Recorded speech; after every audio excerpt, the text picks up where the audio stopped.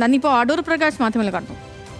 ഒരു കൂട്ടായ്മ ഇല്ലാതെ വരാൻ പാടില്ല എന്ന് നിർദ്ദേശം കൊടുക്കുകയും ചെയ്തതിൻ്റെ അടിസ്ഥാനത്തിൽ തന്നെയാണ് UDF-ന് ഇതുപോലെ ഒരു വിജയം കൈവരിക്കാൻ കഴിഞ്ഞത് എന്ന വിശ്വാസക്കാരനാണ് ഞാൻ.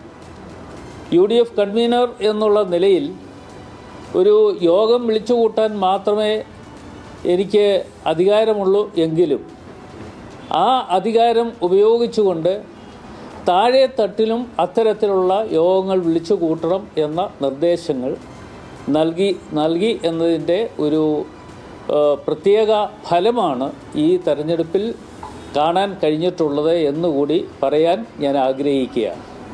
എന്തായാലും ഈ തെരഞ്ഞെടുപ്പിനെ സംബന്ധിച്ചിടത്തോളം കേരളത്തിലെ ജനങ്ങൾ ഞങ്ങളോട് കാണിച്ച എല്ലാ സഹായങ്ങൾക്കും ആനുകൂല്യങ്ങൾക്കും അവരോടുള്ള നന്ദി UDF കൺവീനർ എന്നുള്ള നിലയിൽ അറിയിക്കാൻ ഞാൻ ആഗ്രഹിക്കുന്നു.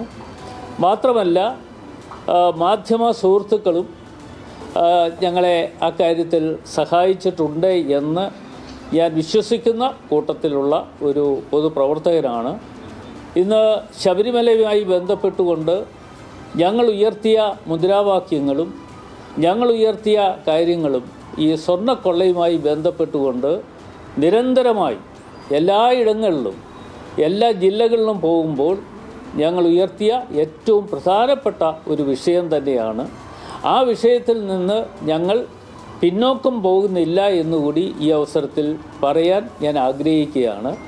എന്തായാലും അത് ആ സ്വർണ്ണക്കൊള്ള എന്ന് പറയുന്നത് ഇന്ന് പുറത്തു വരിക മാത്രമല്ല, 2 പ്രസിഡന്റുമാർ ഇന്ന് ജയിലിൽ കിടക്കേണ്ട ഒരു അവസ്ഥയിലേക്ക് വന്നിരിക്കുന്നു. ഒപ്പം പല ഉദ്യോഗസ്ഥന്മാരും അവരോടൊപ്പം അവിടെ ജയിലിൽ കിടക്കുകയാണ്.